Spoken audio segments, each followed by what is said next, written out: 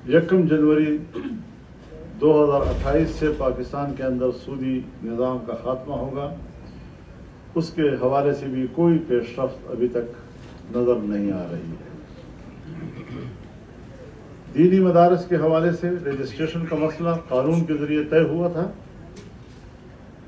आज मदारस की रजिस्ट्रेशन भी नहीं की जा रही है 1860 की सोसाइटी एक्ट के तहत, और मदारस के हाथ मरोड़ कर उनको मजबूर किया जा रहा है कि वज़ारत तालीम के तहत आपको रजिस्टर होना होगा।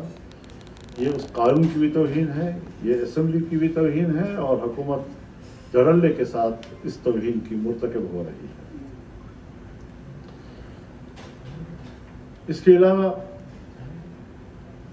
18वीं तरमीम के तहत जो सूबों को इख्तियारात दिए गए थे, अगर उन इख्तियारात में कमी की कोशिश की गई तो जमीयत उलमा इस्लाम दिफा करेगी। हम मज़ीद सूबों को ज़्यादा बाइख्तियार बनाने की बात करते हैं। इसी तरीके से NFC अवार्ड के हवाले से भी बातें चल रही हैं। सूबों का जो हक है, आईन कहता है कि उस हक में इजाफा तो किया जा सकता है, कमी नहीं की जा सकती। आज सूबों के अगर हक पे डाका डाला जाता है तो हमने उसूली फैसला यही किया है कि जमीयत उलमा इस्लाम भरपूर मुखालफत करेगी उसकी। तो ये कुछ चीज़ें हैं जो उसूली तौर पर हमने तय की हैं। मज़ीद जब कोई ड्राफ्ट सामने आएगा तो फिर उनकी जुज़ियात पर बातचीत हो सकेगी।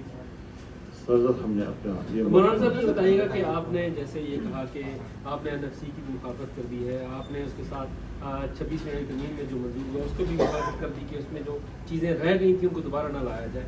लेकिन यहाँ पर एक चीज़ जो कही जा रही है 243 आर्टिकल, उसमें तरमीम, क्या ये उस वक्त 26वीं यानी तरमीम का हिस्सा था या नहीं था? क्या आप इसकी हिमायत करेंगे या मुखालफत करेंगे? जी बिल्कुल, आपने सही बात की है। हमने इसको दो हवालों से देखना है। अगर तो मुल्क के ऊपर, मुल्क की सियासत के ऊपर, आइन के ऊपर, जमहूरियत के ऊपर उसके मनफी असरात पड़ते हैं तो हमें कबूल नहीं होगा। अगर उसमें कोई इंतज़ामी किस्म की बातें हैं और सिर्फ इंतज़ामी किस्म की बातें, तो इंतज़ामी चीज़ें जो हैं वो मुल्क में चलती रहती हैं। उसके हुजूम को हम देखेंगे, उसकी शक्ल को हम देखेंगे कि वो क्या है, तब जाकर हम उस पर बेहद